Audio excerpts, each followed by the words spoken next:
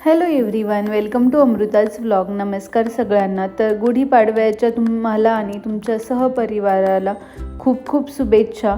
तुमचं नवीन वर्ष आनंदीने भरभराटीने खूप सुख समृद्धीने जाओ ही स्वामीचरणी प्रार्थना.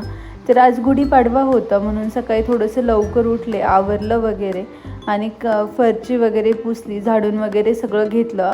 आणि हे फुलं खूप सुकून गेले होते म्हणून म्हटलं चला यांना पाण्याच्या बॉटलमध्ये पाणी भरून थोडं ठेवावं, राहिले तर तेवढेच 1-2 दिवस आणखी राहतील.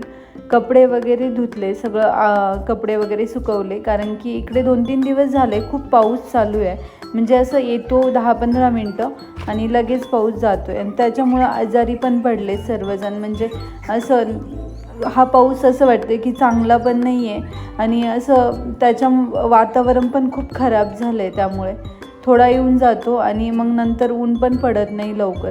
तर असंच 2-3 दिवस झाले हेच वातावरण चालू आहे. मग सगळं आवरलं वगैरे. मला थोडी रांगोळी वगैरे काढायची होती आणि त्यात गुढीपाडवा होता आणि नेमका आज गुरुवार पण होता. त्यामुळं मग मला स्वामींचं ते 2-3 अध्याय पण वाचायचे होते. आणि आत्ता जर उद्या स्वामींचं 20 तारीख आहे, उद्या 20 मार्च. तर स्वामींचा उद्या प्रगट दिन आहे म्हणून मग म्हटलं चला उद्या मला पूर्ण पारायण करायचे, वाचायचे. म्हणून मग मी सगळं आवरलं वगैरे आणि आज काही पहिले 3 अध्याय रोज जसे वाचते तसेच आज पण 3 अध्याय वाचले, पूजा वगैरे सर्व केली. आणि स्वामींचं उद्या प्रगट दिन आहे. तर जर तुम्ही पण स्वामी भक्त असाल तर तुम्ही उद्या स्वामींची सेवा करू शकता. म्हणजे तुम्ही 11 वेळा तारक मंत्र जरी बोललात किंवा तुम्ही स्वामींचा जप जरी केला, श्री स्वामी समर्थ, श्री स्वामी समर्थ असं म्हणून, किंवा तुमच्या ज्यानी जशीही स्वामींची म्हणजे तुम्ही सेवा करू शकता त्याप्रमाणे तुम्ही असं करू शकता. कारण की तो दिवस असं म्हणजे खूप मोठा आहे स्वामींचा. तर तुम्ही उद्या नक्की स्वामींची सेवा करा. जर नाहीच झालं तुम्हाला तर पहिला, दुसरा, तिसरा अध्याय वाचा. एका ग्लासमध्ये पाणी घेऊन तुम्ही 11 वेळा त्याच्यावरती हात ठेवून तुम्ही 11 वेळा तारक मंत्र बोला. कारण की त्याचा खूप इफेक्ट आहे. म्हणजे तुम्ही एकदा नक्कीच करून बघा, कारण की तुम्हाला पण सर्व गोष्टी जाणवतील. एकदा तुम्ही स्वामींची सेवा करायला लागले ना, तुम्हाला म्हणजे एकदम प्रसन्न मन वाटेल. म्हणजे तुम्हाला असं अडचण जरी आयुष्यामध्ये कोणतीही अडचण आली तरी असं वाटेल की नाही, स्वामींच्यामुळे सर्व व्यवस्थित होऊन जाईल, सगळं ठीक होईल. हेच मला तर कायम असंच वाटतं. म्हणजे मी आता 4 वर्ष झालेत स्वामींची सेवा करते. माझ्याच्याने असं काही खूप करणं होत नाही, पण जेवढं होतं तेवढं मनापासून आपलं थोडंफार करते मी.